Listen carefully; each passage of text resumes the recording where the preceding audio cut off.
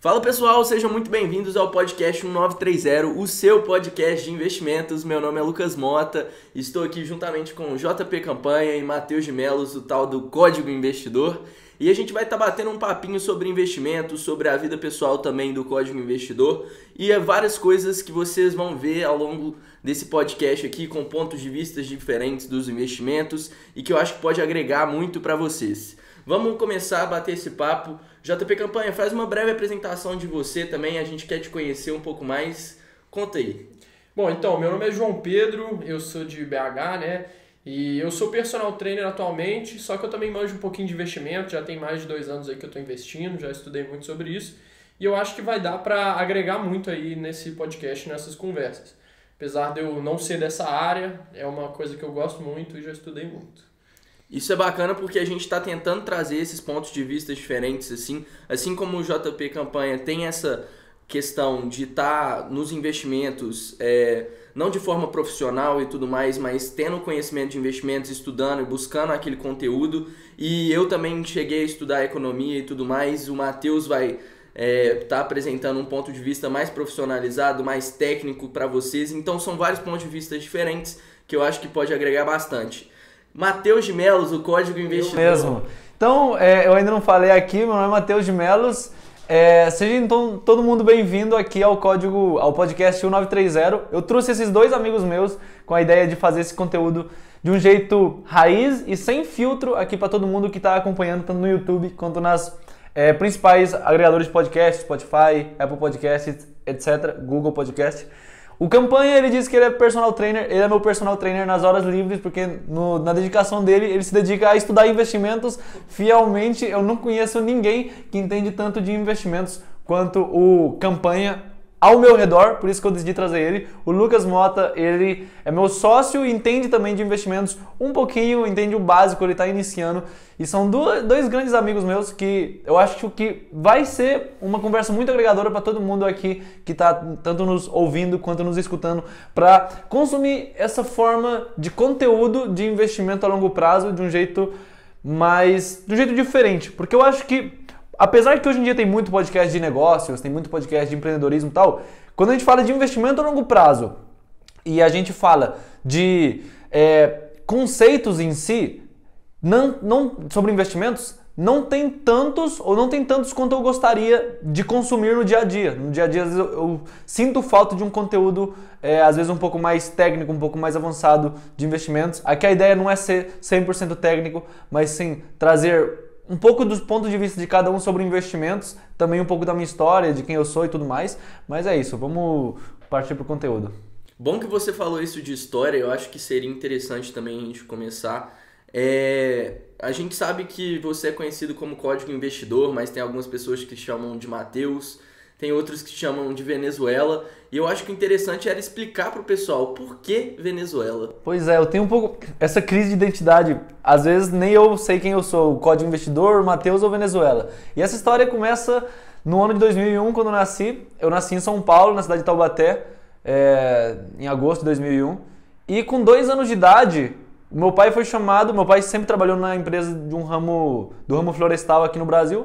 E ele foi chamado para trabalhar lá na Venezuela e acabou indo. E eu, com 2 anos de idade, acabei indo junto com a minha família.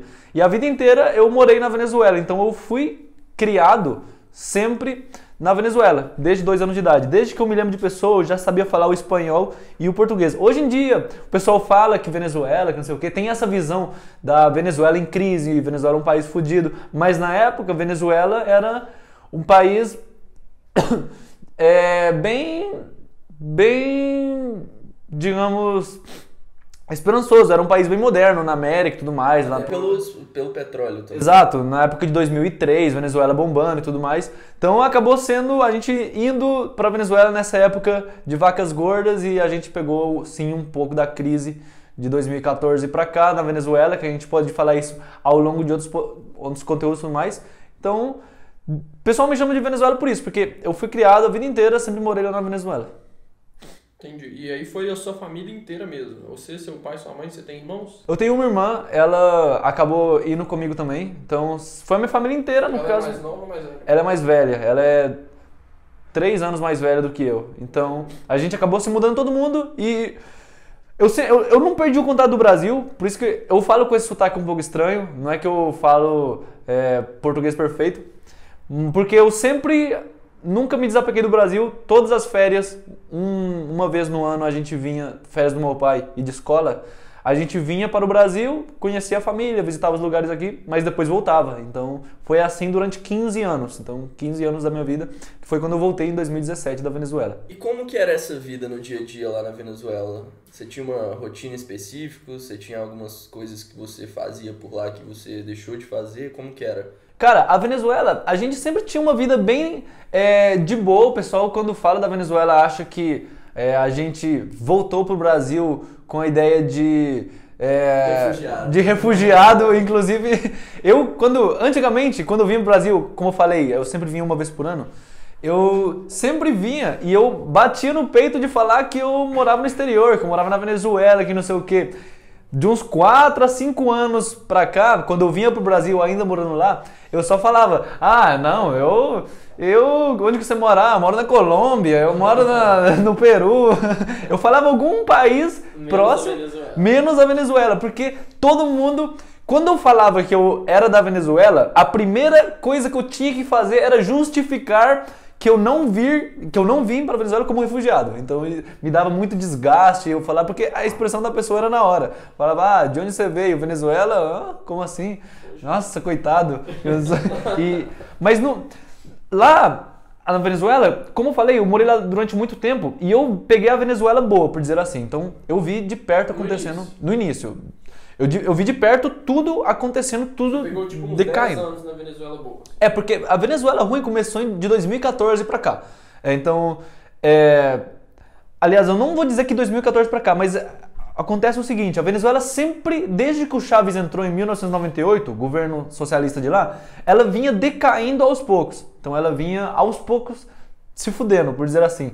Em 2014, acontece que o Chávez morre e vem o Maduro, que é o sucessor. Se a Venezuela vinha caindo levemente, agora em 2014 para cá ela despencou em um barranco. Então ela estragou geral. Então tudo se intensificou de 2014 para cá, só que só veio sair nas notícias que a Venezuela está em crise em 2018, 2017, mas já tinha uma crise muito forte lá acontecendo, só que isso não saía no mundo, isso não acontecia. Como que você sentia essa crise assim na pele? O que você via que dava pra... Exato, justamente isso que eu ia falar.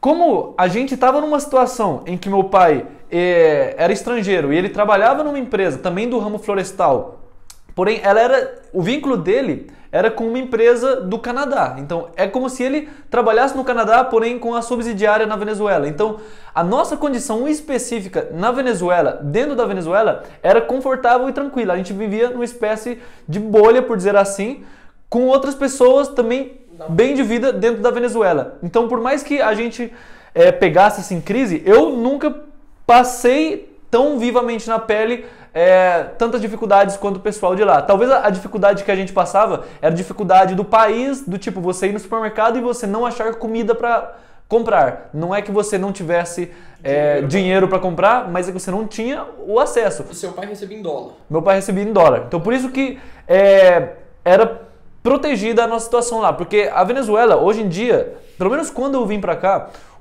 um salário mínimo da Venezuela era o equivalente a $7 por mês. Então qualquer pessoa que ganhe minimamente dolarizado, se você ganhar $100 por mês, você já é considerado classe média alta lá, sem zoeira, você já é considerado rico.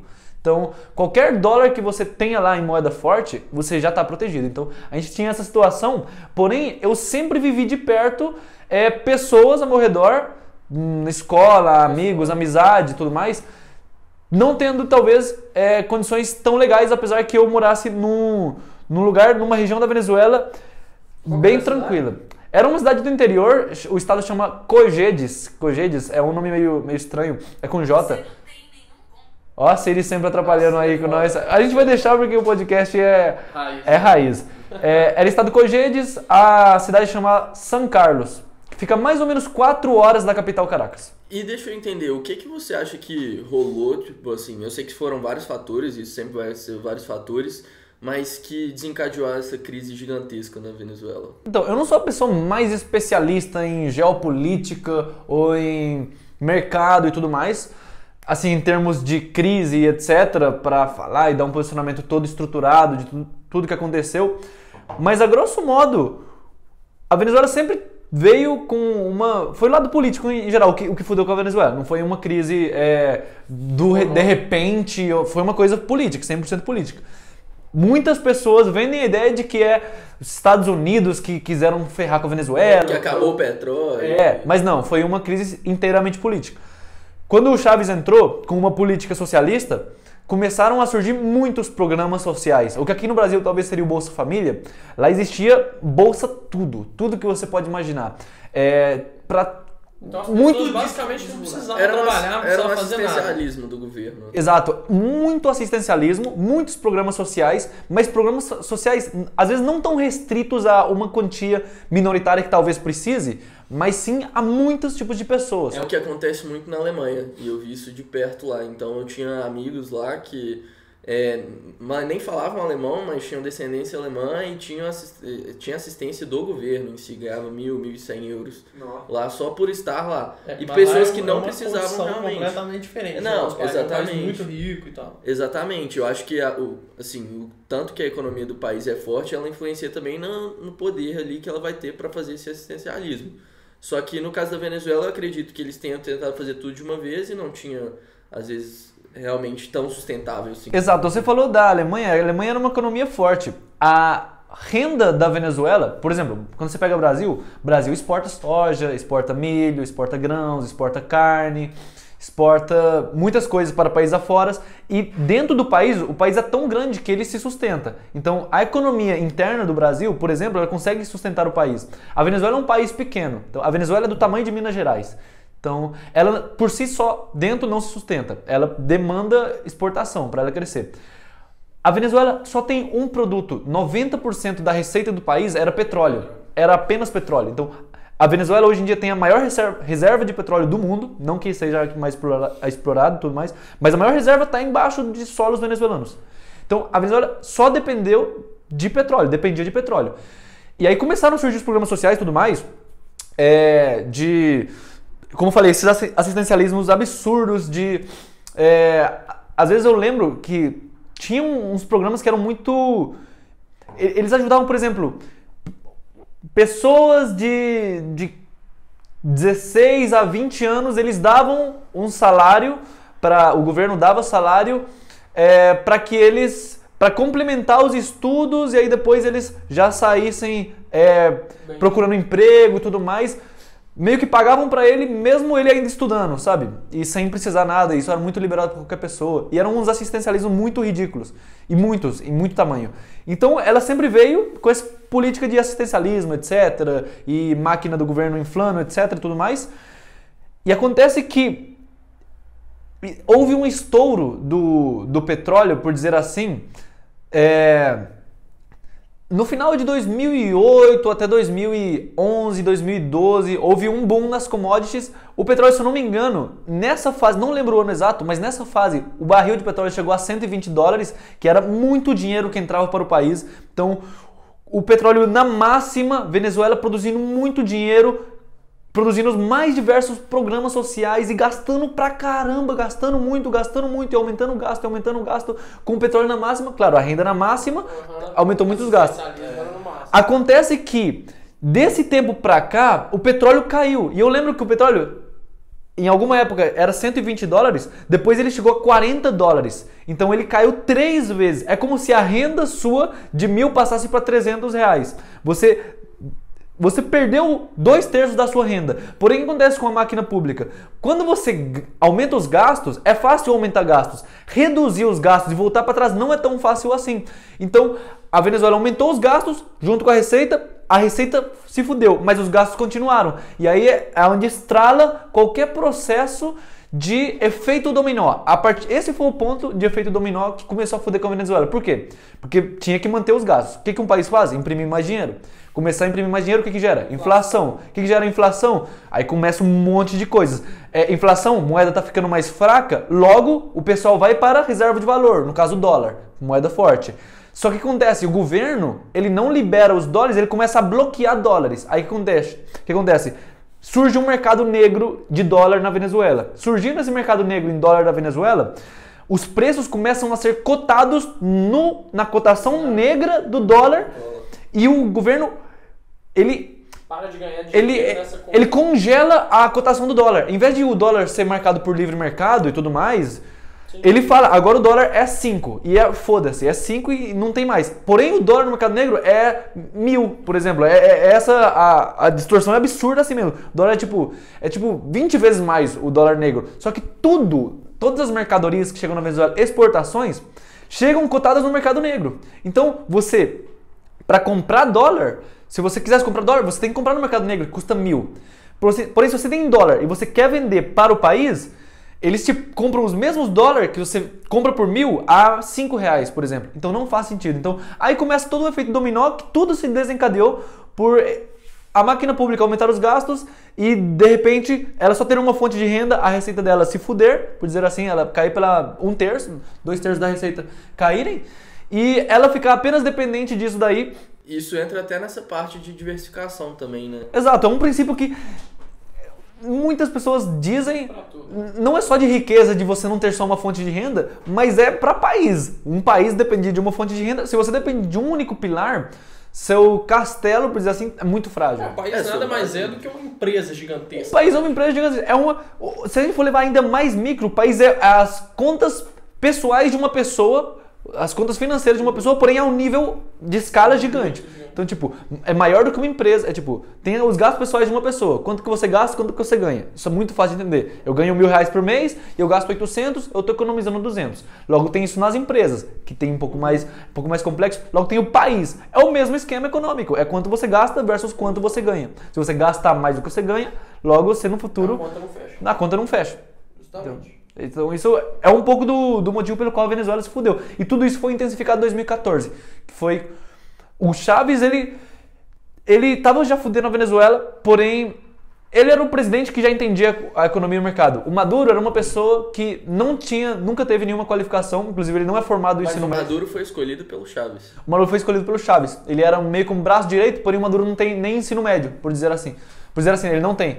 Então, uma pessoa não capacitada nem um pouco, tocar um país que está entrando em problemas financeiros, com muitos gastos e que tem que reduzir custos extremamente rápido. Ele não conseguiu liderar bem e... Fora toda a corrupção absurda que tem lá. Isso aí. Exato. Isso eu tô falando assim, contexto politicamente correto, para não falar que a política é só roubada. Se estivessem fazendo tudo certo, seria difícil dessa forma. Seria difícil, talvez, mas talvez seria muito difícil, mas não seria nem perto do que chegou hoje. E no meio disso tudo, onde que surgiu essa paixão pelos investimentos? Então, isso veio um pouquinho antes, isso surgiu lá em 2017, na época... Já tava no 2017 você tava lá ainda, né? Você voltou de lá quando? Eu voltei em 2018, agosto de 2018. Só pra então, exato.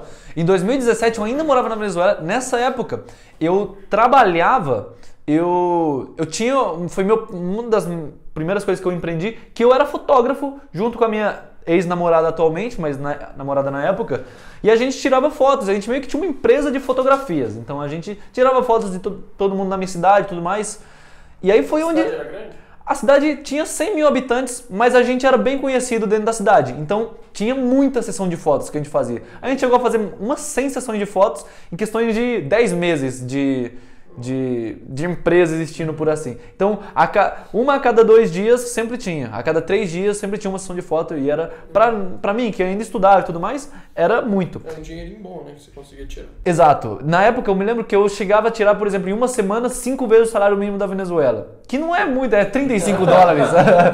35 dólares, mas... é um parâmetro gigantesco. Você tem que comparar de acordo... O valor da moeda também. Exato. Você tem que comparar de acordo com o salário mínimo deles. O que acontece?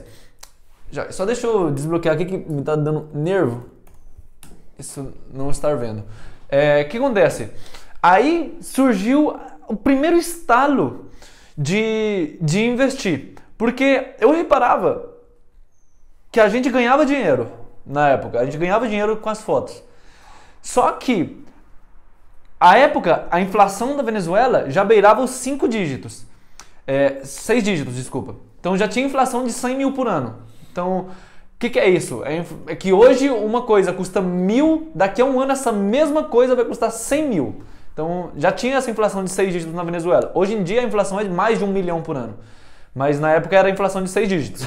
Hoje... Tá muito fodido. Eu falo, parece que é uma zoeira, porque hoje no Brasil a inflação é tipo...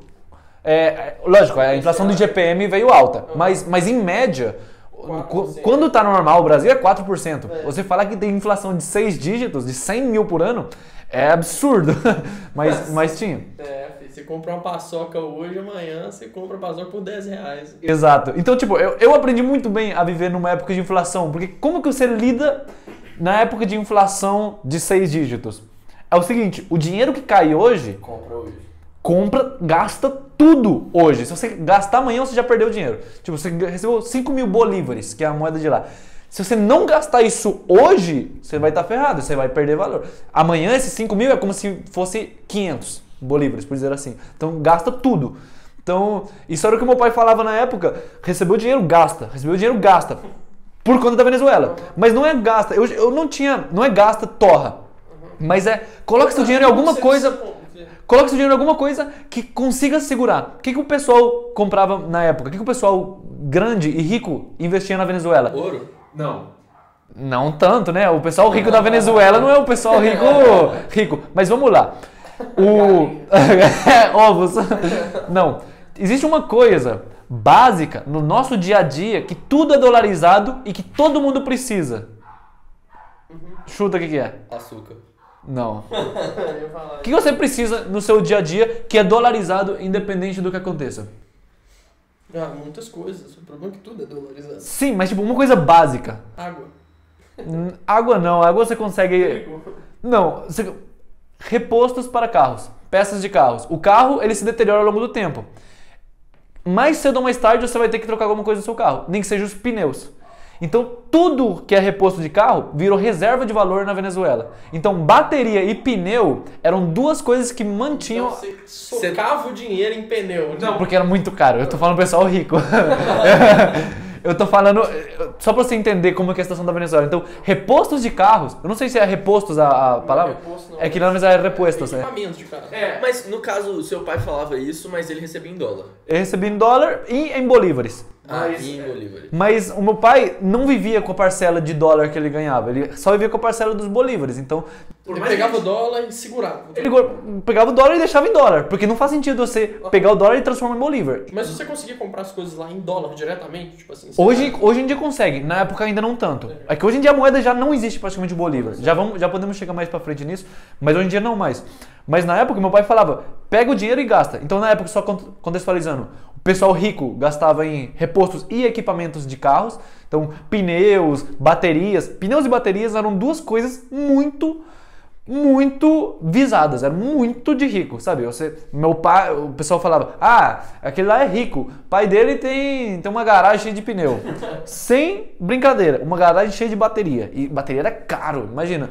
Era tipo, talvez umas 50 vezes o salário mínimo da pessoa. Imagina você trabalhar 50 meses para você juntar tudo e só conseguir comprar uma bateria de carro. Era talvez isso, sabe? Então eram duas coisas caras. E aí... O que meu pai me ensinava é que, como em época de inflação você tem que gastar o dinheiro, você tem que comprar em algum lugar. O que outras pessoas não tão ricas... que você fazia? O que eu fazia? É que tirava fotos, que eu ganhava... Não, você pegava esse dinheiro e comprava o quê? Exato, isso que eu ia falar. O que pessoas não tão ricas... Qual que era a reserva de valor de pessoas ricas? Equipamento de carro. Reserva de valor de pessoas não tão ricas era alimentos. Então... Você comprar, por exemplo, não é qualquer alimento, é alimentos não perecíveis. Por exemplo, azeite. Por exemplo, macarrão. Por exemplo, um pacote de arroz. Então, esses eram as reservas de valor de pessoas não tão ricas, mas que não eram pobres. Pessoas média alta. Comprar alimentos e depois revender. E quem era pobre? Quem era pobre não fazia reserva de valor. Nossa, podia. Então... Eu lembro que o primeiro investimento que eu fiz com a intenção de, caramba, eu preciso proteger meu dinheiro, foi garrafas de 1 litro de azeite de canola, é óleo na verdade, óleo, é que lá na verdade eu tô falando muito de Venezuela, eu tô lembrando do espanhol, lá não existe a palavra óleo, lá é aceite, que é azeite, que é o óleo de cozinha, que é óleo de então óleo de cozinha. De carro não. Não, de canola. De canola. Então, Eu lembro que os primeiros investimentos que eu fiz na vida foi litros de óleo, que eu comprava, sei lá, 8 mil bolívares, e depois eu lembro que eu cheguei a revender eles por 15 mil, 17 mil bolívares, o mesmo... E nesse caminho, assim, de começando investindo com azeite. Óleo, né, no caso. Eu falei azeite é portuguesa, azeite é o mesmo óleo em espanhol. Com óleo de canola. Óleo de canola. Até chegar ao que tá hoje, com investindo, diversificando sua carteira, com vários tipos de investimento diferentes. Como que foi esse processo? Sim. Então, eu já tinha a ideia de que você precisava investir. Eu já tinha a ideia de que você precisava guardar o dinheiro em algum lugar, porque dinheiro não tem valor. Por dizer assim, o dinheiro ali na mão ele perde. E aí, foi mesmo 2017, nesse mês de 2017, quando eu ainda trabalhava como fotógrafo e tudo mais, que a gente veio para umas férias do Brasil aqui em agosto de 2017, a gente vem uma vez por ano, igual eu falei, que nessa época a gente já estava com a cabeça de que aos poucos vamos nos mudando para o Brasil, porque logo Venezuela não vai dar para viver mais, então vamos trazendo as coisas aos poucos. Então, de 2015 para cá, a gente sempre vinha trazendo um monte de coisa para Venezuela. Uma pergunta. Da Venezuela para cá. A empresa do seu pai, que ele trabalhava lá e tudo mais, ela não se retirou da Venezuela com essa crise, não? Não, ela tem um market share. Era muito bom, né? O mercado de 60%. Ela domina a indústria de papel e celulose lá na Venezuela. E como a empresa ela exporta e tudo mais, e ela não é uma empresa venezuelana, é uma empresa, como eu já falei, de um grupo canadense, ela consegue sobreviver ainda, então ela ainda existe. Então, onde que eu parei? O que eu tava falando? E aí você começou a ter essa noção, né? Que aos poucos a gente vinha trazendo as coisas pro Brasil, e em agosto, quando a gente tava aqui de férias no Brasil e tudo mais, que já tinha trazido um monte de coisa da Venezuela pra cá e tudo mais, a gente tava desencaixotando alguns livros, algumas coisas. Primeiro dia de férias, que a gente chega com um monte de massa, um monte de coisa, levando lá, organizando, vendo os parentes e tal. E aí, o meu pai tinha ganhado um livro que ele nunca leu na vida, de um amigo dele que falou que era muito bom, etc. Nessa época, como eu já tinha iniciado essa procura por investir meu dinheiro em óleo de cozinha e tudo mais, eu já estava com interesse em fazer alguma coisa com dinheiro para não perder valor. Além do óleo. O meu pai viu isso daqui e falou, eu tenho um livro aqui que talvez seja do seu interesse, sabe? Porque eu já estava com essa mentalidade de empreendendo, tal, tirando fotos, investindo, comprando comida. Na Venezuela era assim. Meu pai viu o livro e falou, olha, tem um livro aqui bem interessante, eu nunca li, tá empoeirado, talvez ele seja do seu interesse. O livro era Escola de Negócios, do Robert Kiyosaki, que era o autor do Pai Rico, Pai Pobre. E aí, eu sempre tinha muito paradigma de que você não consegue crescer muito além do... Essa mentalidade que todo mundo tem, se não é roubando ou se você já vinha de família rica. E eu nem vinha de família rica, por mais que meu pai fosse para Venezuela e tudo mais, ele não era rico, por dizer assim, não era... Por mais que tivesse uma vida lá boa, não era uma pessoa muito rica, nem muito milionária, não era... E eu não pensava em roubar, eu sempre pensava em ser uma pessoa ética, então eu não acreditava que eu ficaria rico em algum futuro. Mas nesse livro eu descobri que empreender e investir é o caminho, por dizer assim. Empreender e investir é o caminho que você deve seguir para você crescer na vida, por dizer assim. E eu falei, caramba, eu tô meio que fazendo isso daí, mas não tô fazendo direito, sabe? Eu tô meio que empreendendo ali, tirando umas fotos, que eu tô meio com bico, né? Eu tô só tirando fotos, não é nada sério. E investindo também não é muito sério. Aí eu comecei a estudar um pouco mais. E aí eu cheguei... Essa época que você começou, só pra entender melhor, essa época que você começou a tirar foto, você tinha quantos anos? Eu tinha 15 anos. 15 anos. Mais ou menos acabando ali o ensino médio. O ensino médio da Venezuela... Na verdade não, o ensino médio da Venezuela, ele começa com 13 anos e vai até os 16. Então você forma com 16. Eu tava no penúltimo ano do ensino médio venezuelano. Então era o penúltimo ano da Venezuela. Você teoricamente já tava indo pra faculdade lá já. Teoricamente, então já eu tinha que decidir o que eu queria fazer da vida. Com 16 anos, velho. Com 16 você forma. Nossa. E tem gente que forma com 15, porque tem ali as idades e tudo mais. E bom, aí eu já tinha que começar a decidir o que eu queria da vida, e lendo esse livro me abriu muitos olhos. Eu falei, caramba, investindo tem alguma forma de você... Empreender e investir tem alguma forma de você conseguir tudo mais. Fechei o livro, tal, li ele para completo, muito bom o livro. abriu meus olhos, tudo mais, pensamentos, etc. Mas um tempo depois não, 5 dias após ter acabado de ler o livro, ainda nessas mesmas férias do Brasil, que eu tava muito viciado no conteúdo, tava aqui no Brasil ainda. Eu achei um outro livro do meu pai, que ele sim tinha lido esse daí, que eu lembro que ele tinha comprado há um tempo atrás no aeroporto, quando a gente tava, no aeroporto de Confins, em Belo Horizonte, quando a gente tava voltando pra Venezuela, que era Os Segredos da Mente Milionária. Aí esse livro, sim, ele era fininho, eu falei, caramba, fácil de ler, de comer ele, eu tô sedento por esse conteúdo, eu vou ler. E aí eu peguei já, mesmo sem conversar nada com meu pai, e comecei a ler, e caralho, mano, tudo que eu li ali fazia muito sentido pra mim. Todos os princípios eu falei, e o legal é que aquele livro, ele quebra toda essa ideia que você tem. Total. De que só rico que pode... Eu acho legal a estrutura dele, porque ele é curto e tudo mais, só que ele é todo em princípios, então é como se ele fosse em tópicos dos mais relevantes pra você estar repetindo e tal. E isso eu acho que deixa a leitura mais dinâmica, acho que pra mim, pelo menos, assim, eu fico muito mais focado nela. Se essas pessoas que estão ouvindo a gente aí nunca leram, é um livro que ele realmente quebra essas objeções, essas crenças de que só quem tem dinheiro é quem roubou, que a gente sempre tem essa ideia de que dinheiro é uma coisa ruim, né, assim...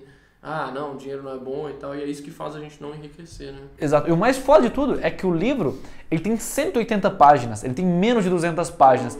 E é pequeno, o livro não é gigante com 180, é pequenininho, de bolso praticamente, muito fácil a leitura e é muito direto. Ele fala, ricos é assim, pobres é assim, ricos é assim, pobres é assim. Logo, se você quer ser rico, pense como rico.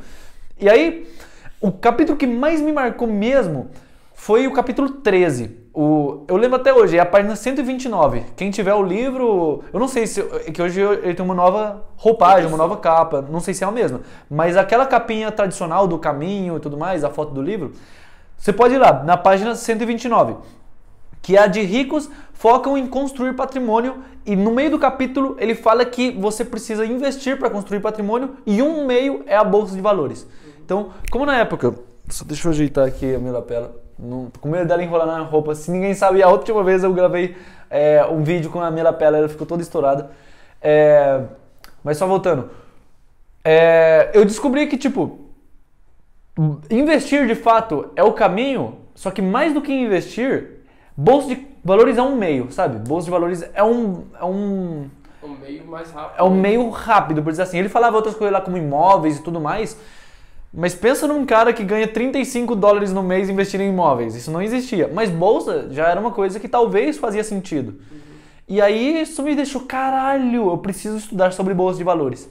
Preciso estudar de bolsa de valores. E aí eu fechei o livro e eu já não quis tanto saber de outras áreas e tudo mais, desenvolvimento pessoal. Eu já fui direto pra bolsa de valores. Eu falei, caralho, bolsa de valores é o poder. E aí eu comecei a estudar sobre bolsa de valores, tal, sobre bolsa, até que eu fiz meu primeiro investimento. Depois de estudar vários... E foi o quê? Foi um CDB que vencia em 2023, a 123% do CDI.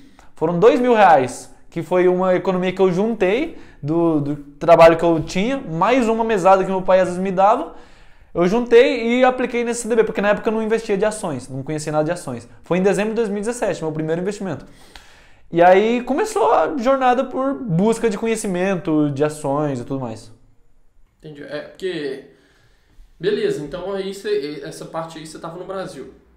Essa parte eu estava na Venezuela. Mas você já ia voltar para o Brasil? Exato. Eu já estudava a Bolsa de Valores do Brasil, porque, só deixa eu contextualizar, eu conheci Os Segredos da Mente Milionária em setembro de 2017. Eu tive esses 3 meses estudando muito. Em dezembro eu fiz meu primeiro investimento. Então foram 3 meses de estudo para eu investir na Bolsa de Valores. Não é Bolsa do Brasil, mas para mim um CDB já era investimento. Mas aí você começou, leu esses 2 livros, leu do Robert Kiyosaki, leu O Segredo da Mente Milionária. E aí quando que entrou, porque a gente sempre vê muito assim, eu acho que até... um tempo atrás estava na sua bio também, discípulo de Warren Buffett. Pois é. Onde que surgiu Warren Buffett no meio dessa história? Como que foi isso? Isso daí é um pouco mais pra frente, porque, igual eu falei, em dezembro de 2017, eu fiz meu primeiro investimento e tudo mais. Em renda fixa, né? Em renda fixa, até aí, mas eu já ia começar em ações. Que era ou não, é um negócio muito mais fácil, né? É só colocar no que tá subindo e você já tá milionário da noite pro dia. Isso era o que eu pensava.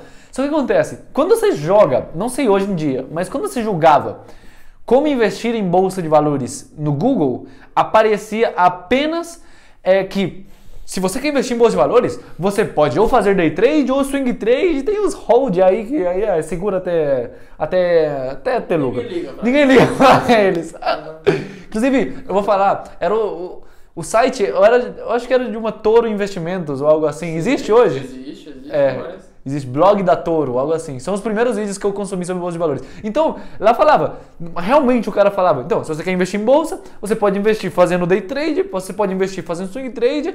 Tem uns caras aí que fazem investimento em hold, buy and hold, que segura tudo mais. Mas eles sempre deixavam a explicação como se o hold fosse uma coisa secundária idiota.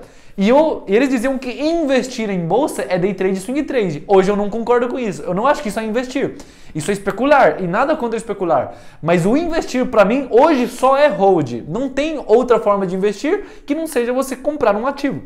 Mas vamos chegar até lá. Até porque, se você for pegar ali no significado mesmo da palavra, investir é você colocar o dinheiro numa coisa que vai te trazer um retorno, uma coisa que você acredita. Normalmente, esse pessoal, ele coloca o dinheiro realmente a partir de uma análise ali do gráfico e tal, é uma coisa que você não acredita na empresa que você está investindo. Você está ali só para ganhar um retorno com especulações de mercado, né? Não é nem mas aí o hold, só para eu entender também, o holder e o cara que faz o day trade e o swing trade, ele vai estar especulando o mercado e o outro ele vai estar analisando a empresa? Exato.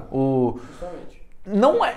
Tipo, o swing trade, ele pode sim analisar um pouco a empresa, mas em geral, ele ganha lucro, ele apenas ganha dinheiro com a oscilação de... ele ganha dinheiro com a oscilação do preço da ação. Então, ele é um especulador. Ele especula que o preço vai subir. Se tiver certa a especulação dele, ele ganha. Especula que vai cair. Se tiver certa, ele ganha.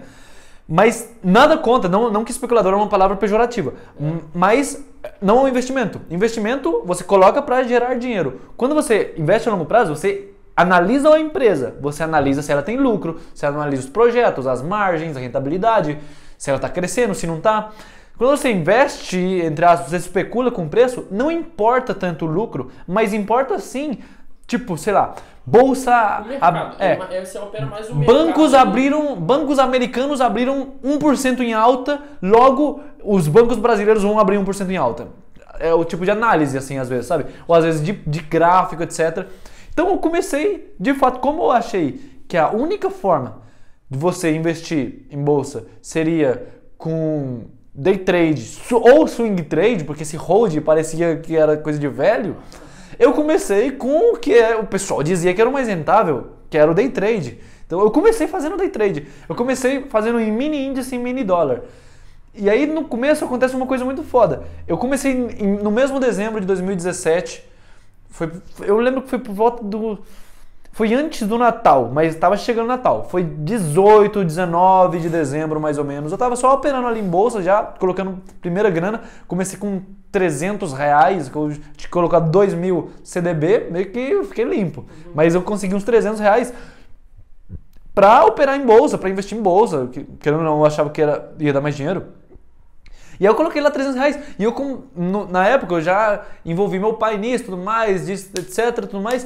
E acabei convencendo ele de me comprar uns cursos de day trade também de bolsa. E aí eu acabei comprando uns cursos de mercado financeiro, porque na época era bem mais caro, já eu não conseguia dinheiro para isso. E eu comecei a estudar o máximo sobre day trade. Eu tinha na Clear, na época que eu investia na Clear, tinha salas ao vivo. Hoje em dia eu não sei se tem, deve ter ainda. Salas ao vivo que você operava junto com um analista e tudo mais, etc. E eu vi o curso dele e tal. E eu realmente falei, caralho, eu sei tudo agora. Eu sou bom mesmo. Eu já sei o que é o índice Dow Jones. Eu já sei a teoria de Dow, teoria das ondas de Elliott, que a bolsa ela sobe, que ela se movimenta em 5 ondas e não sei o que tem a perna 1 de alta, perna 2, perna 3 é que você ganha, etc. Eu falo, tô bom demais. Mas isso também que você fala, quando você vira pra você mesmo e fala, você tá muito bom. Eu já tô, tipo, no nível que eu acho que eu tenho que estar e tal, isso aí é quando você se ferra. Esse que é a hora que você se fode. Tem não sei o nome direito, não é bem teoria, é tipo um comportamento humano, um viés, eu não vou lembrar o nome exato, eu sempre cito ele muito, mas agora fugiu o nome, que é basicamente o quanto você sabe versus o quanto você acha que você sabe. Então começa assim, quando você começa a estudar de uma coisa, o seu gráfico de quanto você acha que sabe é o máximo. Então você quando estuda, lê um livro de investimentos, você acha que você sabe tudo, vai lá pra cima.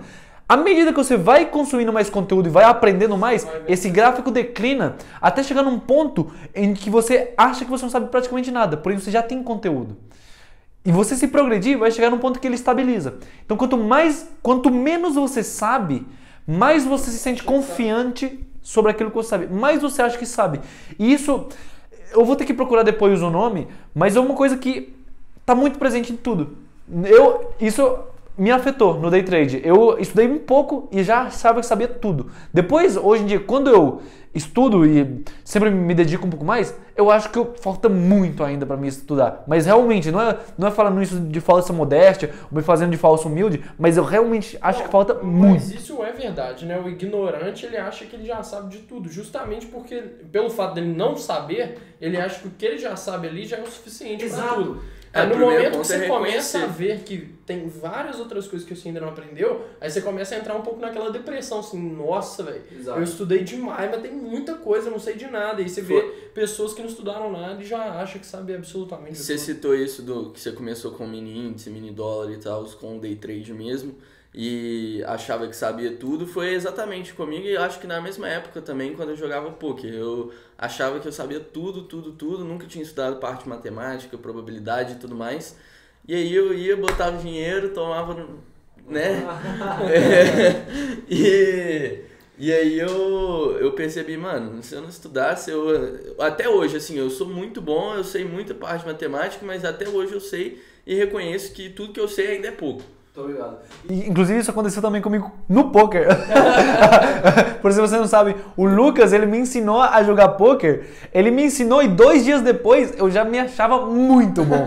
Muito bom, porque eu falei, caramba, eu entendo que o par de ases, se fizer sair um as na mesa é uma trinca, eu vou ganhar de todo mundo. Até que eu fui jogar com vocês lá em Balneário, com o Ruth e com outro pessoal, e eu perdi uns R$500 apostando, eu falei, caramba, eu não era bom nisso, e depois eu falei, caramba, não sou nem um pouco bom, eu não entendia nada de probabilidade, nada. Eu só sabia as sequências da carta, isso já me fazia colocar como uma posição muito boa, então realmente isso é pra tudo, no poker, na bolsa e tudo mais, mas voltando...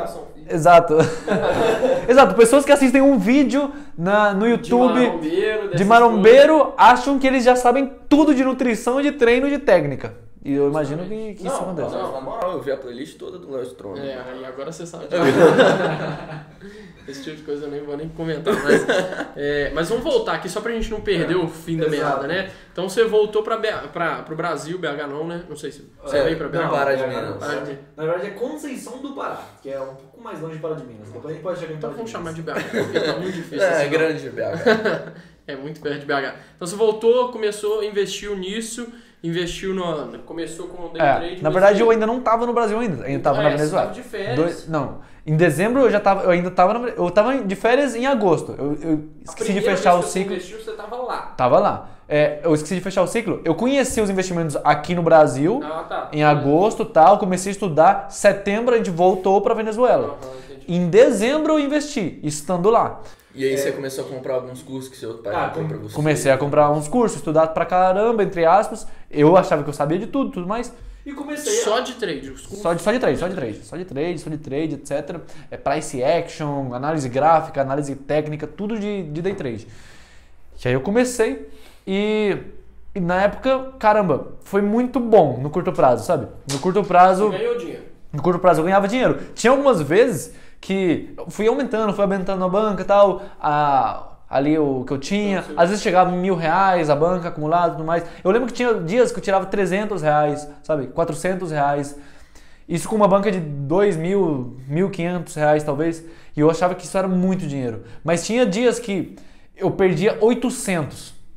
Aí no final sempre dava soma zero ou um pouquinho abaixo, né? No longo prazo... Só o tempo. No longo prazo era assim, ganhava 100, ganhava 100, ganhava 100, ganhava 100, no último dia perdia 500.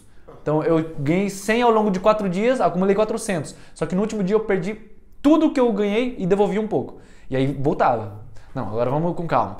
Ganhava 50, 50, 50, 50, 50, 50, perdia 500. E aí ia. E nos dias que eu ganhava pouco, no dia que eu perdia muito. Isso não faz muito sentido. E aí eu fui fazendo a longo prazo e tudo mais, e estudando. Eu sobrevivi durante o trade, durante uns bons... 4 dias. Não, uns bons 6 meses. Entendi. Na verdade, um pouco mais. Durante os bons de 8 a 9 meses, aliás.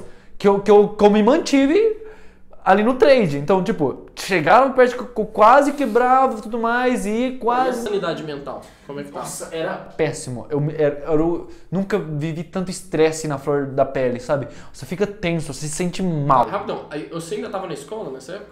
Nessa época, sim. Porque eu, teoricamente, me formei em agosto de 2018.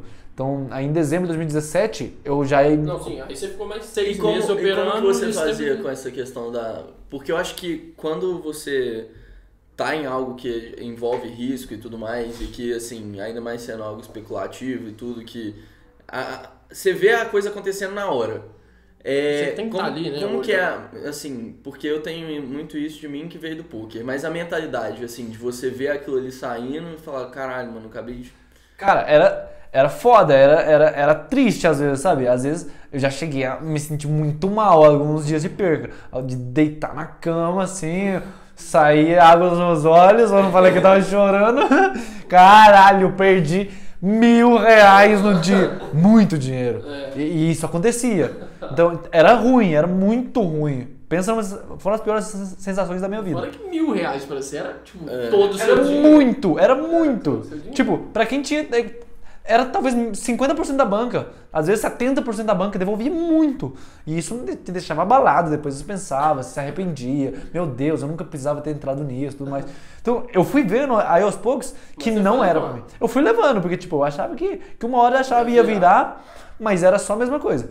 Mas eu acho que isso que você falou, até de, assim, tá perdendo e ter uma perca gigante, alguma coisa do tipo, influencia também muito na gente, assim, é muito aprendizado também, porque eu acho que você aprende a ter paciência com as coisas, você aprende a ser calmo, você aprende a controlar também seus nervos. Eu acho que isso influenciou, pelo menos isso eu falo de experiência minha, assim, eu não sei exatamente como você, mas acho que influenciou muito em mim todas essas porradas na minha mentalidade, na construção desse mindset durante esse tempo também. Sim. Não, total. Sabe outra coisa que eu acho bem engraçado agora, olhando pro passado, sobre esses momentos de trade? É que muitas vezes, você quando tá fudido, você procura motivação, né? Imagens motivacionais, etc. E aí, eu lembro que eu sempre usava frases do Buffett e mensagens do Buffett, mesmo não sabendo quem era Buffett na época, pra eu operar day trade, sabe? Do tipo, talvez não motivacionais, mas sim, tipo, seja ganancioso quando os outros estão medrosos, seja medroso quando todos estão gananciosos, estão falando, opa, tô medroso, eu tenho que ser ganancioso agora. Outra coisa que eu fazia é que ele falava, não diversifique, diversificação é uma proteção contra a ignorância. Eu falava, vou colocar todo o meu dinheiro nessa operação. É o cara que leu uma frase lá no O Pensador, né? Ele pegou a frase, essa frase. Ele nem entende o Não, contexto da frase. absolutamente nada a ver. Tipo assim. Tipo, o Buffett, ele não faz day trade. Não, mas o que eu mais vejo é pessoal do day trade usando mensagem do Buffett pra se motivar. Então, tipo, eu usava dessas. Então, só em resumo, pra não alongar demais, eu acabei me fudendo no day trade. Eu acabei vendo que não era pra mim. Ao longo do tempo, eu cheguei a vir pro Brasil, isso em agosto de 2018, eu me mudei para o Brasil. Daí eu comecei a conhecer algumas pessoas e tudo mais. Eu falava que eu era muito bom no trade, etc. E eu, inclusive, cheguei a pegar dinheiro de alguns caras que eu conhecia. E eu perdi ele. Sério? Uhum. Eu fiquei... E cara? Eles entenderam que era de volatilidade. Eles aceitaram. Eles entenderam. Mas era... Eu perdi tudo. Chegou no momento que... A última tacada, Você perdi não perdeu tudo. só o seu, você perdeu da galera. É negativo, por dizer assim. Tudo que eu tinha em trade, eu limpei tudo. Então aí eu falei, trade oficialmente não é para mim. Até porque você não tinha mais dinheiro também. Não tinha mais dinheiro, tipo, eu teria que pegar mais... Não dava. Aí eu falei, não dá. Então não dá grana. Não sei se não dá grana. Eu não quero falar uma verdade absoluta de que trade não funciona. Mas eu quero dizer com todas as letras que não é para mim. Não é minha praia. Eu não falo sobre isso. Eu não toco nem com uma vara de 2 metros. Eu não abordo esse assunto. Ele apagou da minha mente. A partir do momento que eu falei tchau trade, eu não tenho mais opinião sobre. Tipo, na verdade a minha opinião é que pra mim não deu certo. Então eu simplesmente não faço mais. E aí você voltou pro Brasil, você já estava formado, então, na escola. Exato. Aqui você não fez mais nada, você, tipo, já estava formado na escola. Você chegou a entrar na faculdade, porque, né? Cheguei. Não, tô falando porque aqui você forma só com 18, 17, 18. Você tava com 16, você tava formado. E aí? Você... Então aí a gente entra um outro lado, que é o lado um pouco mais profissional, etc. Que eu vim pro Brasil com... Eu fiz 17 anos aqui no Brasil com a ideia... Eu me mudei pro Brasil com a ideia de que nesse ano, 2018, que eu formava do ensino médio na Venezuela, eu ia me mudar e eu ia começar uma faculdade aqui no Brasil, tudo mais, que era o caminho, etc. Daí... E sua irmã já estava aqui? Minha irmã já estava aqui há um tempo.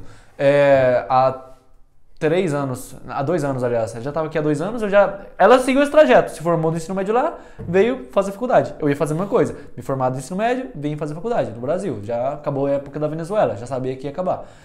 Daí, beleza. Eu não queria muito essa questão de faculdade, porque eu já tinha lido todos esses livros, Pai Rico, Pai Pobre e tudo mais, que lá falava que... Não faço faculdade. Mano, não funciona. Não, eu acho que é foda, porque é o seguinte, o Pai Rico, Pai Pobre, se você for sintetizar ele, basicamente, ele fala que ensino... Escola não funciona. Não vou dizer isso, mas ensino não está relacionado a dinheiro, tipo, quando você ganha não está relacionado ao seu ensino formal, que você tem que achar novas fontes de renda e que você tem que investir em ativos e deixar de comprar passivos. Mas isso em qualquer livro também do Robert Kiyosaki. Ele é totalmente contra o modelo de ensino tradicional. Exato. Mas se você for sintetizar, o Pai Rico, Pai Pobre, ele é apenas isso. Ensino não está relacionado ao dinheiro.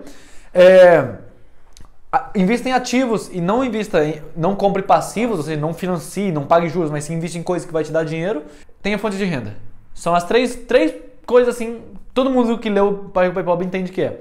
Porém, eu conheço um zilhão de pessoas que leram o Pai Rico, Pai Pobre e nenhuma, nem não a aplicam, quanto não acham a favor no dia a dia as coisas que estão no conceito do livro. Então, por mais... Eu conheço pessoas que... Mas eu acho que isso é muito relacionado com medo também.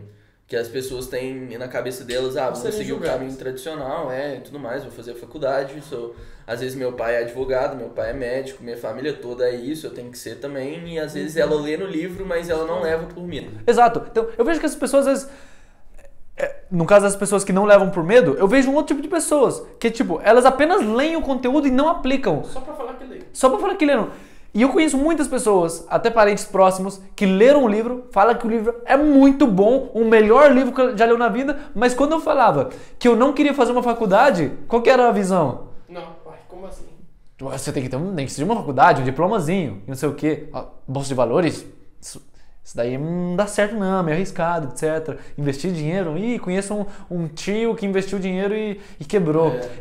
Sempre tem um tio, então, né? Sempre tem um tio. Então, mano, tipo, eu tive muita dificuldade aí, até mesmo por uma pressão familiar, de ter que fazer alguma faculdade, nem que seja. Eu já não queria fazer, mas eu não tinha voz na época de falar não vou fazer. Eu era muito calado, muito suscetível ao que pessoas ao meu redor queriam que eu fizesse. Isso é uma coisa que eu acabei... me fudendo, por dizer assim, em algumas áreas, com algumas pessoas da minha família, inclusive, por eu seguir fazendo coisas que não estavam de acordo com o que eu queria. Depois eu aprendi e hoje em dia a minha opinião é muito mais acima do que a opinião dos outros sobre mim, sabe? Mas isso é assunto para próximos episódios. Mas eu acabei sim seguindo a faculdade com a ideia de que eu teria que fazer. Aí eu me matriculei numa coisa que era técnico em empreendedorismo, porém tinha uma formação em administração na Universidade Pitágoras de Divinópolis. Era uma faculdadezinha muito meia boca, com um curso muito meia boca. Mas por que Divinópolis? Porque eu morava em Conceição do Pará. Então era a maior cidade perto de Conceição do Pará na época. Era o interior de Minas Gerais. Mas aí sua irmã estava aqui em BH. Mas você não quis vir pra BH? Na época é que quando a gente veio de festa e tudo mais, foi só um mês muito rápido de decidir onde que eu ia ficar. E aí eu acabei ficando na casa de um dos meus padrinhos que moravam em Conceição do Pará, e junto com a minha madrinha e meu padrinho. E Divinópolis era a melhor faculdade, cidade maior, mais perto, por dizer assim. Faculdade de Pitágoras. Era técnico em empreendedorismo. Daria menos trabalho de você ir voltar. Tipo. Exato. E o transporte de uma cidade interior não é tão fácil quanto aqui que você pega um Uber. Lá, tipo, é horário de ônibus só sai 3 da tarde desses horários, sabe? Então, tipo, você tem que ir. E depois você chegava lá, Divinópolis não tem Uber. Então, é 2 quilômetros caminhando até a universidade, da rodoviária e tudo mais. E por aí vai. Então... E você ficou quanto tempo na faculdade? Eu fiquei um mês, eu fui em uma aula, porque era EAD, eu fui em uma prova. Eu não sei até hoje como foi o resultado. Era EAD. Porém, você tinha que ir pra comparecer às provas. Era a distância, já a distância. Híbrido, né? Tipo, como se fosse um híbrido. Porque, tipo, na época eu já estudava muito um cara chamado Flávio Augusto. E ele, na época, falava que se ele fosse fazer uma faculdade, ele faria a distância. Então eu segui muitos conceitos dele e tudo mais. Esse lado de empreendedorismo, Flávio Augusto, etc., eu acho que a gente pode abordar em profundidade em outros episódios. Mas ele falava que ele faria EAD, então eu vi, um curso aí meia boca, tem o nome empreendedorismo na grade, não sei o quê, e é a distância. Então já era. Comecei a fazer, eu fiz exato um mês, tudo mais, etc. Fui lá para fazer uma prova, fiz a prova, nem sabia de como que entrava na faculdade, tudo mais, entrei uma vez. Eu entrei, quem que eu sei, não sei o que, aqui mesmo, tem que... toma. Eu até hoje não sei como que foi o resultado da prova. Só sei que saindo de lá, depois de um mês eu tranquei. Eu falei, não vou fazer. Mas isso meio que veio acarretado por uma outra decisão. Mas nessa época você já tinha parado de ganhar o dinheiro do fotógrafo lá? Nessa época já. E aí você tava ganhando dinheiro de algum jeito pra falar assim pros seus pais... não vou fazer. Não vou fazer. Quando eu vim pro Brasil, como mudei da Venezuela, lá acabou o negócio de fotos, porque eu era o fotógrafo, logo eu era o ativo da empresa. E aí não deu certo. A gente não conseguiu. Aqui no Brasil, eu comecei muito recente, assim que eu cheguei no Brasil, a vender coisas. Eu iniciei um mini negócio de vender lasanha congelada e tudo mais. Só que aconteceram umas coisas ali ao longo do caminho que não foi muito pra frente. Então nessa época eu ainda tinha um projeto de seguir empreendendo, mas eu ainda não ganhava dinheiro. Tipo, não era desse jeito. Então não tinha nada pra chegar e falar pra eles, olha, não vou fazer faculdade por isso. Não era nada assim. Então, só sei que eu tranquei a faculdade motivado, porque lembra que eu falei que antes eu era muito suscetível ao que os outros queriam? Então, eu era muito calado e suscetível à casa onde eu estava morando, que eram os meus padrinhos. Então, eu sempre morei com os meus pais, de repente você vai morar por primeira vez com pessoas que você não conhece. Assim, você conhece de nome, mas quando você vai conviver com a pessoa, você vê que é outra pessoa. A minha madrinha, ela é muito rígida. Ela é muito controladora. E eu sou uma pessoa muito livre. Eu era uma pessoa que eu saía sem falar pra minha mãe onde eu tava e voltava de casa, sabe? E eu gostava de ser assim e ela meio que se acostuma com isso.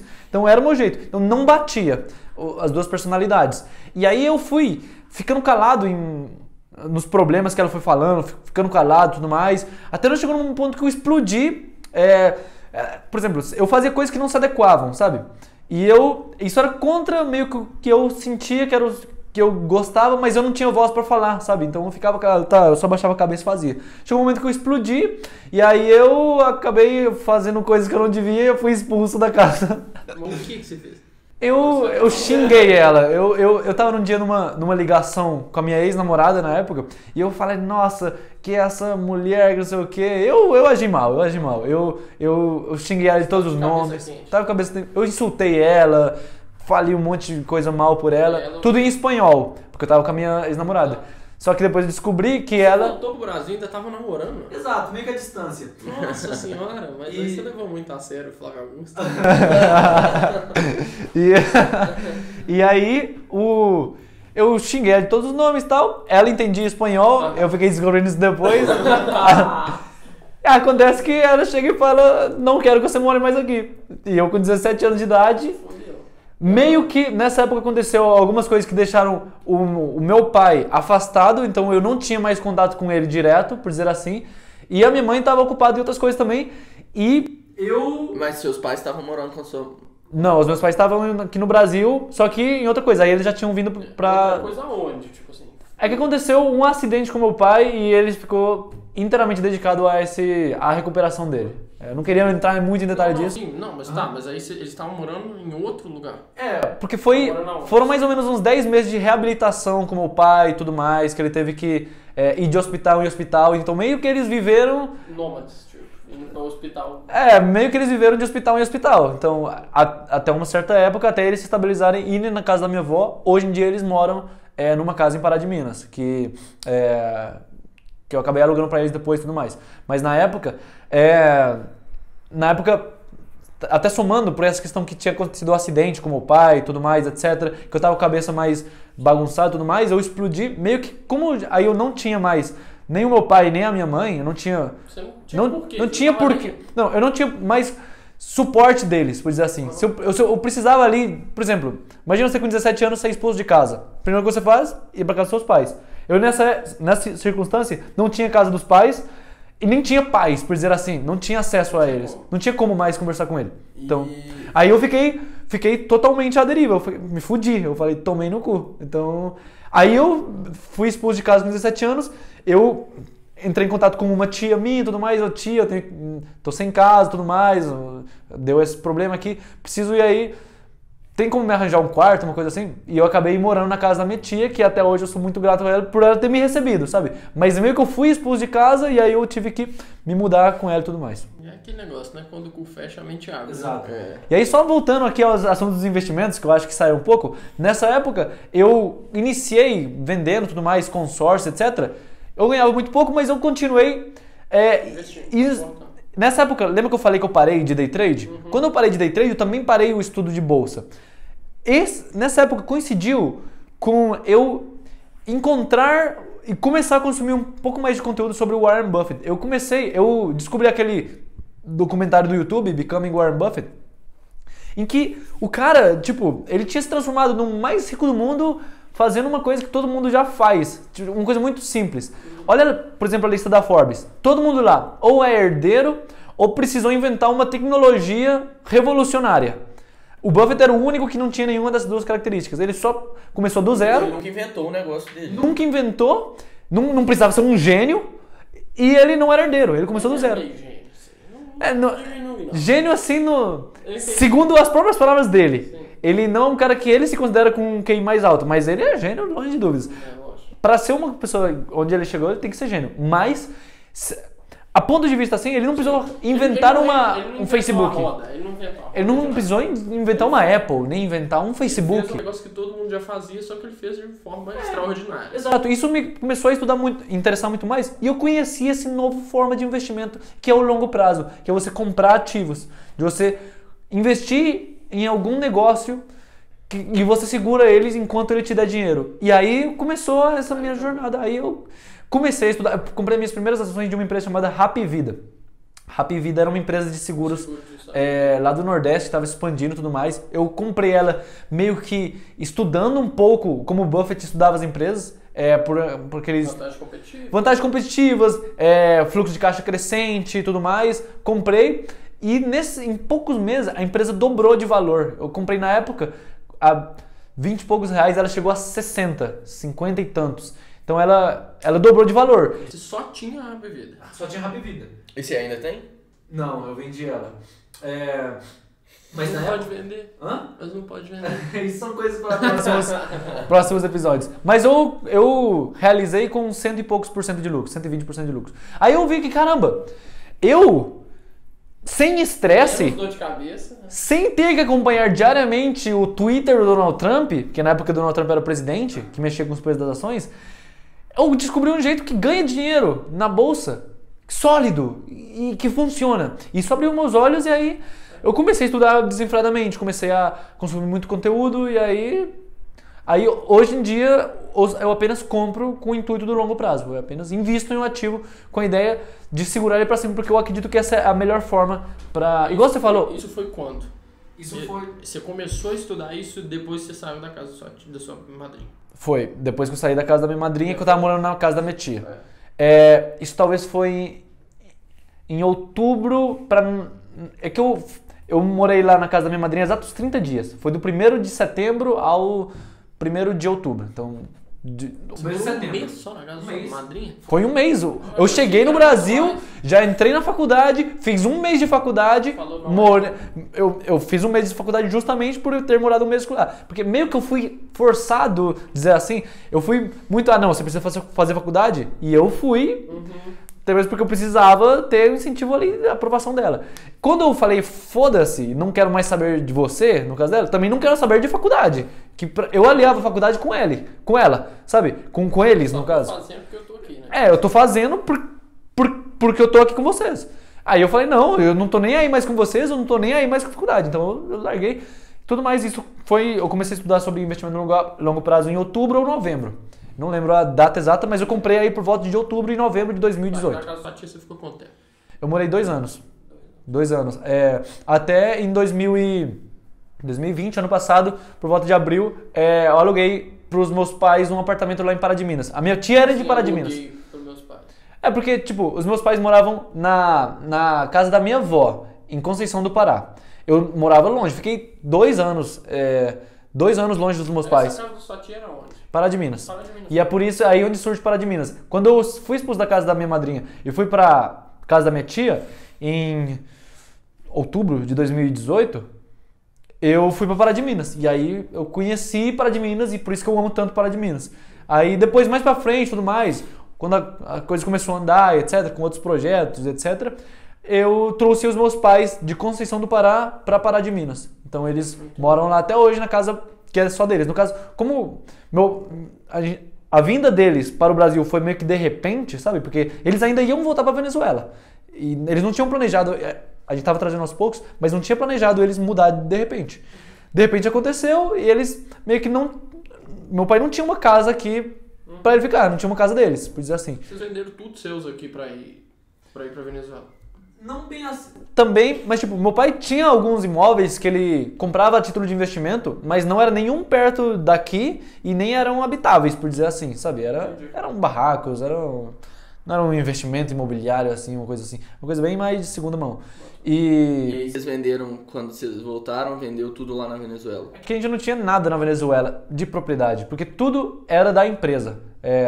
Então a gente morava de aluguel na Venezuela, que era a empresa que pagava, o carro do meu pai era a empresa que pagava, e por aí. Então, tipo, a gente não tinha nada na Venezuela, por dizer assim. A gente tinha usufruto das coisas, mas não era propriedade nossa. Então foi meio que de boa, por dizer assim. E aí, hoje, só chegando, eu tô morando aqui em Belo Horizonte e tal. Como que você veio parar aqui? Nossa, isso daí é assunto um pouco mais complexo. Será que dá tempo de entrar? Não, só explica por cima. Aí você tava na sua tia, estudou... Eu tava na minha tia, estudei, aí querendo ou não, surgiu uma oportunidade. Eu fui comecei a morar junto com os meus pais novamente, né? É que parece que pra mim é muito óbvio, né? Pra quem tá escutando não sabe que, tipo, eu morei 2 anos longe dos meus pais e eles meio que não tinham casa, eu trouxe eles para perto de mim. Então, diferente de eu ir pra eles porque eu tô precisando, eu trouxe eles pra gente voltar a morar junto, etc. Essa época você tava ganhando dinheiro com alguma coisa? Nessa época eu já tava ganhando dinheiro com marketing digital. Nessa época eu já tava ganhando dinheiro fazendo lançamentos de produtos, etc. Que é a coisa que mais me deu dinheiro, por dizer assim, que me deu o poder para eu conseguir investir e aportar. E aí lá em Pará de Minas, mas surgiu uma oportunidade de eu ir para Balneário Camboriú, que é uma casa organizada pelo Lucas Mota. Aí lá eu conheci o Lucas. E onde você viu? Eu vi no Instagram do Rakuten.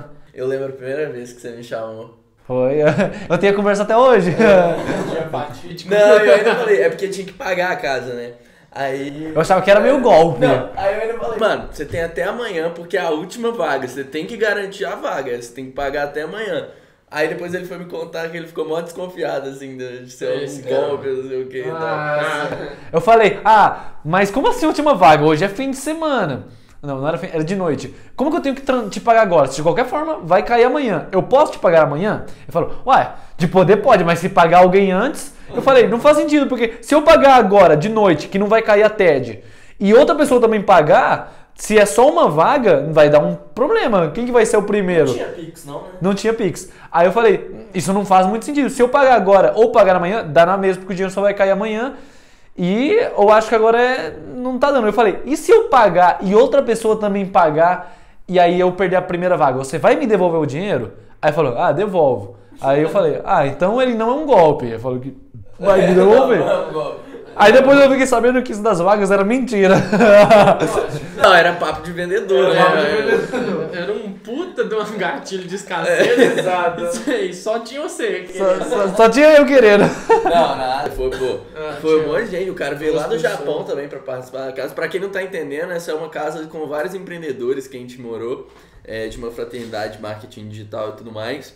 E dentro dessa casa tinha gente de todos os tipos. Tinha gente que fazia day trade, tinha gente que fazia investimento, como o Matheus, por exemplo. Tinha gente de lançamento, de gestão de tráfego, várias coisas do marketing digital em si. E a gente foi morar junto. E como eu tava organizando essa casa, foi o primeiro contato que eu tive assim com o Matheus, e de lá... Isso era em Balneário. Isso em Balneário. Aí de Balneário Aí você de veio Balneário pra cá a gente tá sempre juntos. O Lucas, o André, que não tá aqui hoje, nem sei se vai chegar a estar, alguma hora ele pode aparecer. O André e outras pessoas que a gente conheceu. Aí a gente começou a andar junto, a gente morou depois 2 meses em Chapecó, depois a gente mudou já pra Belo Horizonte, no início do ano pra cá. E de fevereiro pra... Hoje é que? Junho? Junho. Hoje é junho de 2021. Então, de fevereiro pra cá, eu tô morando em Belo Horizonte, aqui no Vila da Serra, com vocês. E tá sendo bom? Tá sendo bom pra caramba. mas basicamente, então, isso é um pouco da história aqui, de onde... Todos que estão escutando, esse é um pouquinho do Matheus Código Investidor. Exato. Esse primeiro podcast... Venezuela, Matheus de Melos, Código Investidor. Pode me chamar do jeito que quiser. Esse daqui foi o primeiro podcast, então, também conhecido como o pior podcast da história. Por quê? Porque eu sempre acredito que a primeira coisa que você faz sempre é a pior, porque depois você começa a melhorar e vai chegar num outro nível. Vocês talvez estão vendo aqui hoje, a gente talvez numa conversa mais informal, eu com a minha lapela, eles com esse microfone compartilhando. Quem sabe no futuro a gente vai ter todo um cenário, todo um estúdio, toda uma coisa, todo um áudio melhor, tudo mais. Mas eu sempre acredito que você tem que começar as coisas com o que você tem nas mãos. Eu poderia muito bem não chegar e não fazer esse podcast, chegar e adiar ele, porque eu não tenho os microfones. Os microfones da Shure, de R$4.000 apontando para cada um, eu não tenho um cenário, não tenho... Eu acredito que aqui a ideia é passar um conteúdo mais raizão possível, o mais direto para você que está escutando aí, me conhecer um pouco mais, conhecer também o Lucas e o JP, que são 2 pessoas muito legais no meu dia a dia, 2 amigos que eu gosto pra caramba de conversar e de compartilhar meus momentos, e é isso. Então, considerações... Eu acho que o principal, assim, isso da estrutura e tudo mais, a gente leva, mas eu acho que o principal para as pessoas que estão ouvindo são as palavras. Justamente, o feito é melhor que o perfeito sempre. Sempre.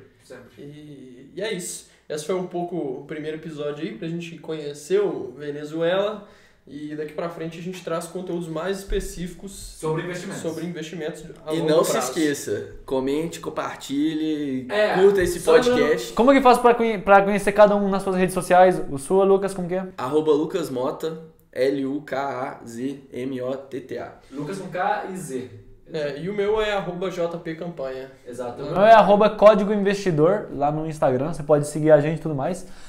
Também a gente está com esse podcast no YouTube, se você está apenas nos escutando por áudio. Se você está nos escutando no YouTube, também estamos por áudio, no Spotify, Deezer, Apple Podcasts, Google Podcasts. Quais são os agregadores que o pessoal usa? São esses, né? Não é possível. Estamos em todos, então é isso. Depois, se você quiser estar só no YouTube, depois quer fazer uma caminhada escutando podcasts, etc., pode dar uma conferida lá. Pode ter certeza que vai agregar muito na vida de vocês, vai ter muito conteúdo bacana, então aproveita para ir ouvindo em momentos que você não está fazendo nada. Exato. Então, show de bola, até a próxima, espero que vocês tenham gostado e até mais. Falou! Valeu!